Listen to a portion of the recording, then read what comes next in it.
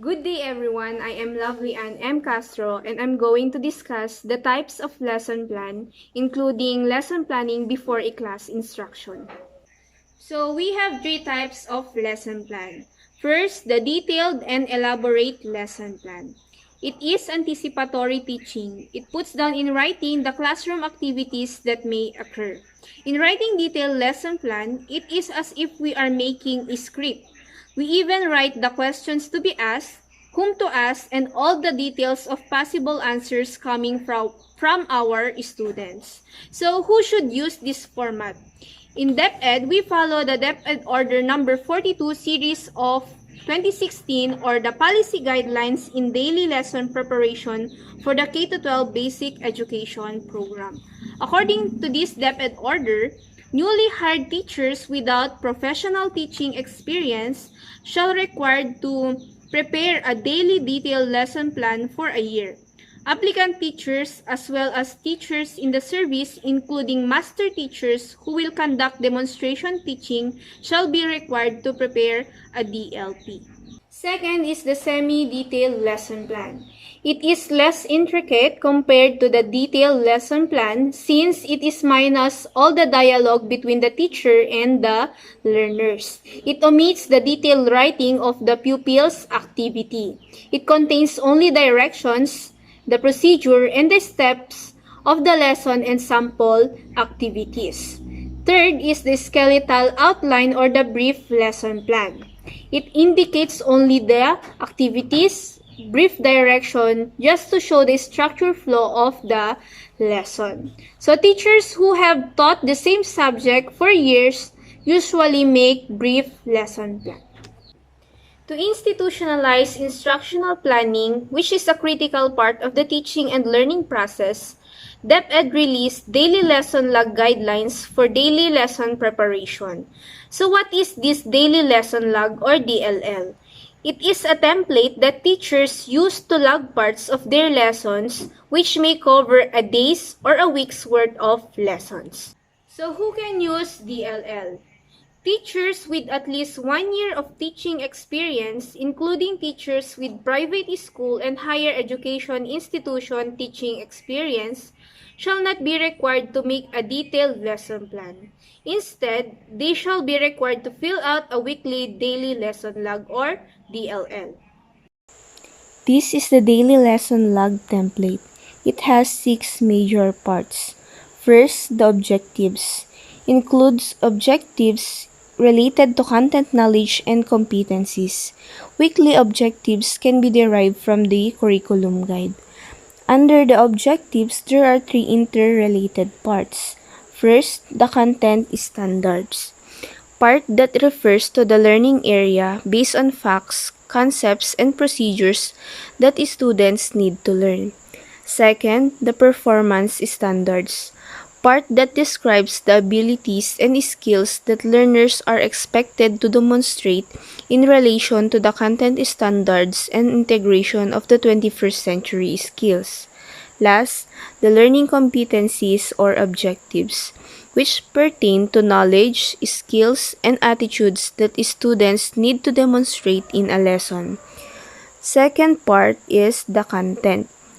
Topic or subject matter that pertains to the particular content that the lesson focuses on.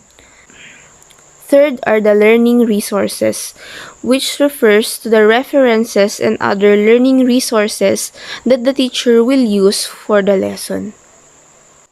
These references includes teacher's guide, learner's materials, textbooks, additional materials from learning resource portal, and other learning resources. Fourth part, the procedures. This part of the DLL contains 10 parts. 1.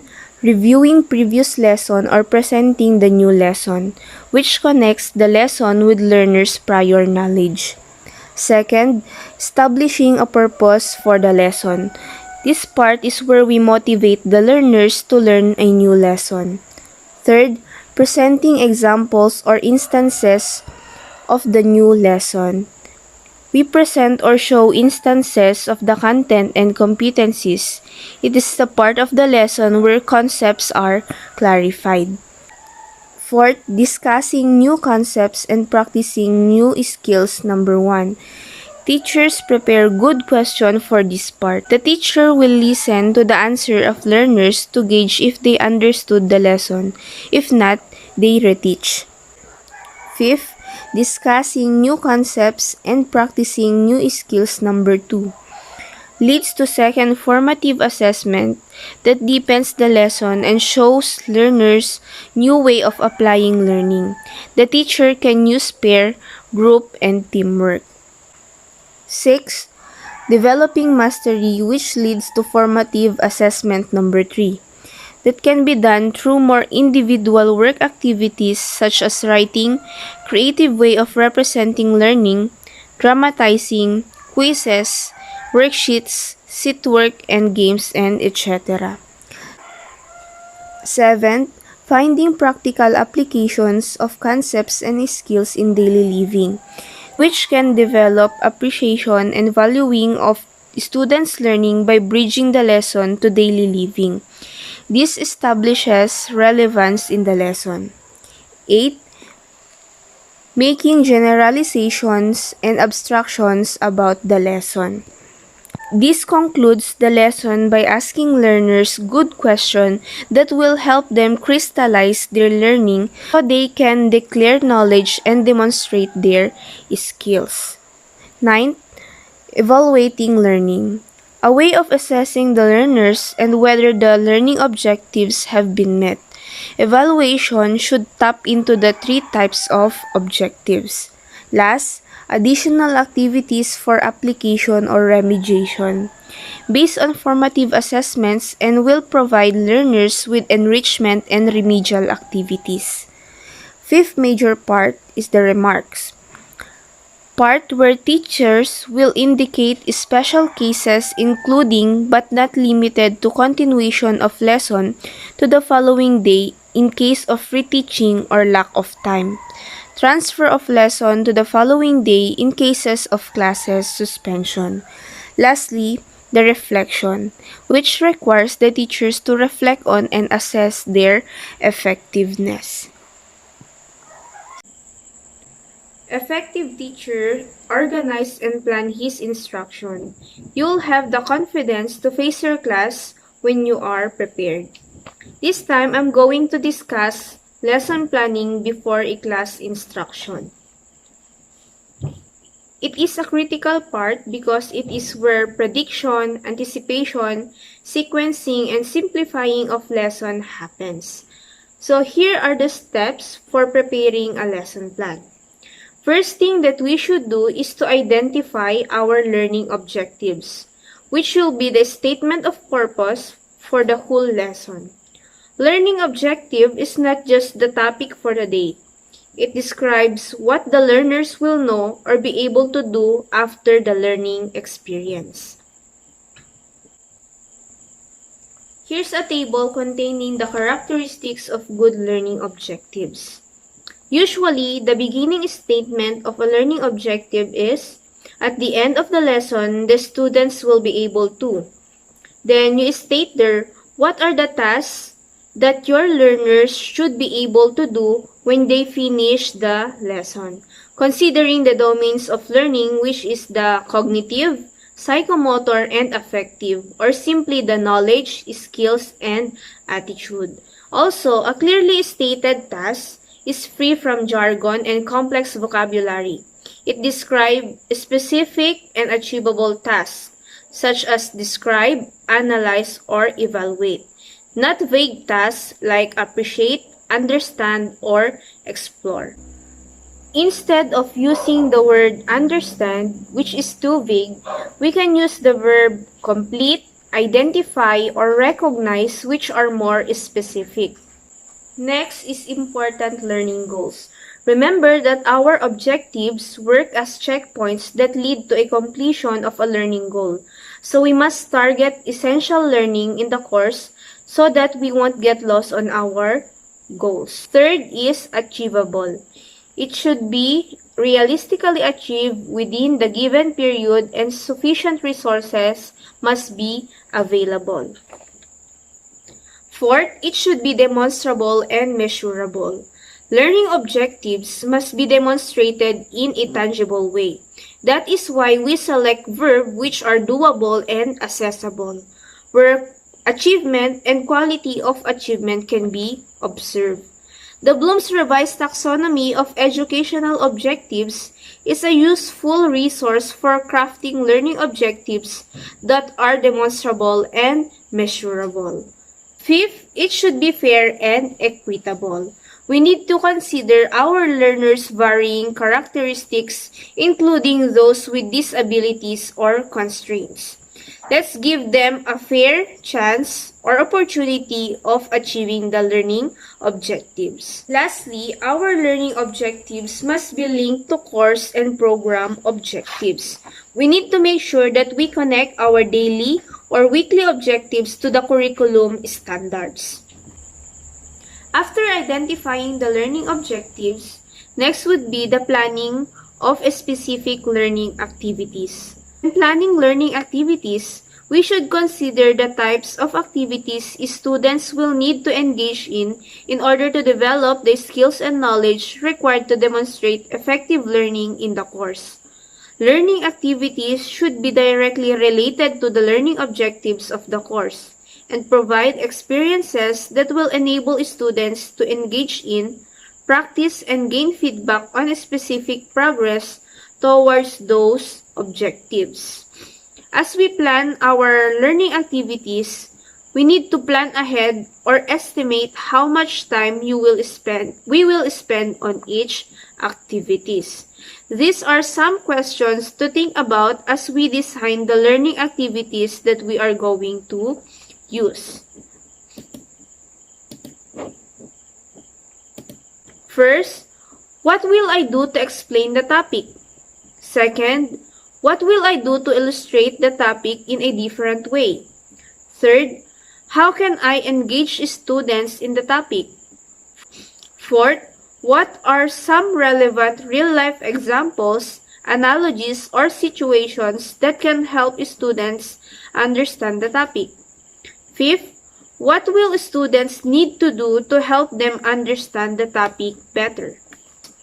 There are many activities that can be used to engage our learners. Here are some activity types and their examples which will help us in designing and delivering high-impact learning experiences for our students in a typical lesson. One activity type is the interaction with content. Students are more likely to retain information presented in this way if they are asked to interact with the material in some way. Some sample learning activities for this activity type are drill and practice. Problem or task is presented to students where they are asked to provide the answer, which may be timed or untimed. Another is lecture. Convey concepts verbally, often with visual aids. Example, presentation slides. Then, quiz. Exercise to assess the level of student understanding, and questions can take in many forms. Example, multiple choice, short structured, essay, and etc. Then, student presentation, which can be oral report where students share their research on a topic and take on a position and or role. Another activity type is the interaction with digital content. Students experiment with decision making and visualize the effects and or consequences in virtual environments. Some sample learning activities are game. It is a goal-oriented exercise that encourages collaboration and competition within a controlled virtual environment. Then we have the simulation, replica or representation of a real-world phenomenon that enables relationships, contexts, and concepts to be studied.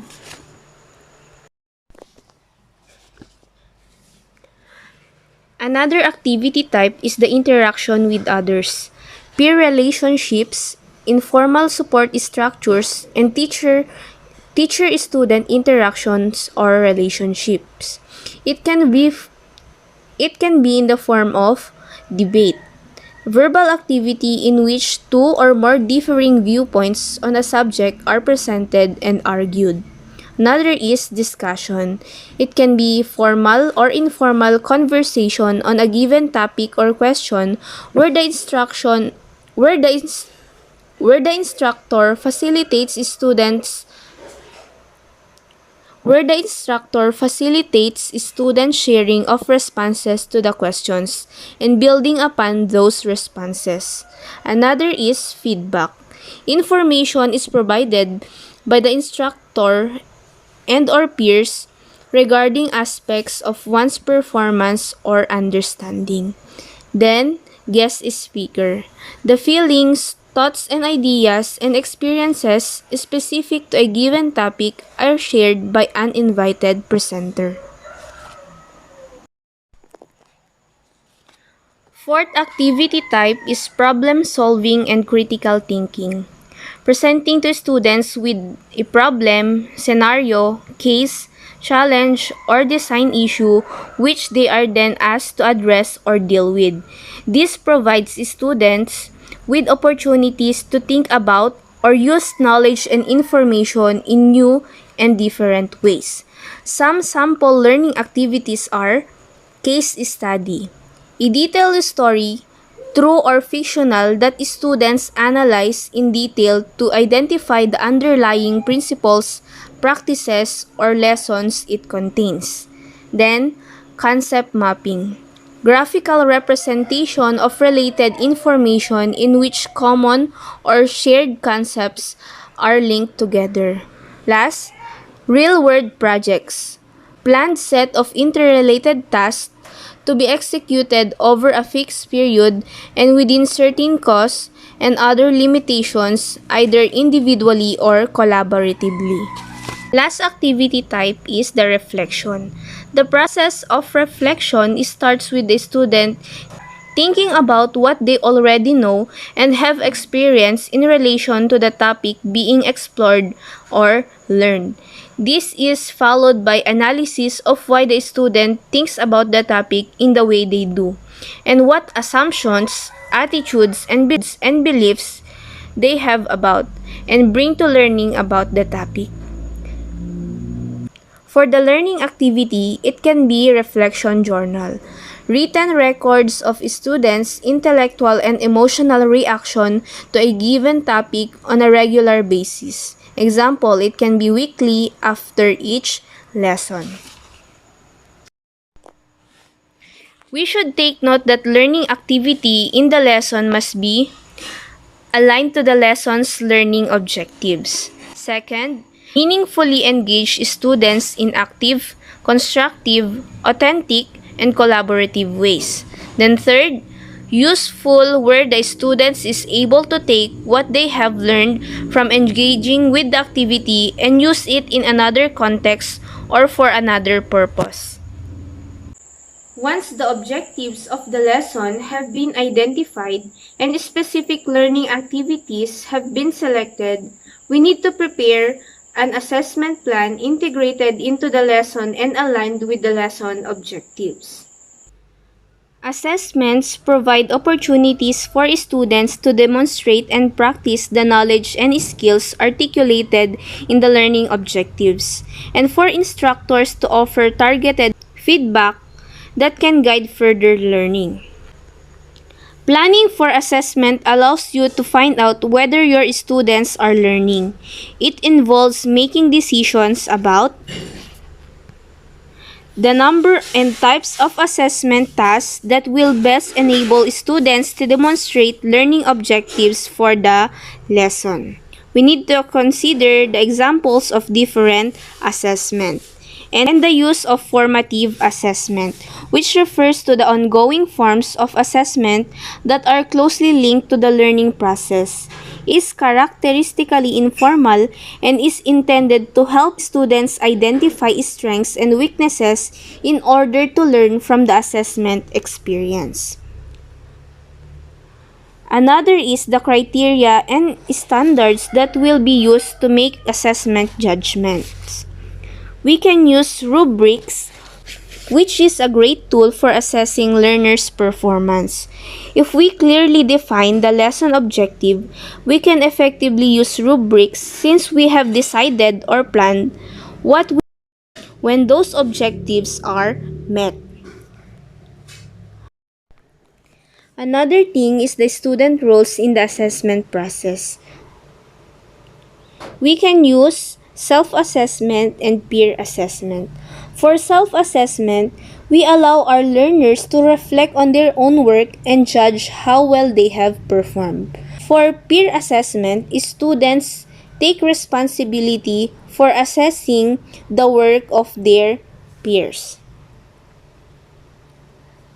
Then, the weighing of individual assessment tasks and the method by which individual task judgments will be combined in the final grade of the course, which include information about how various tasks are to be weighted and combined into the overall grade. There are tasks which are checked but not recorded. So teachers must decide on what are the points or score earned by the learners that will be included in their final grades.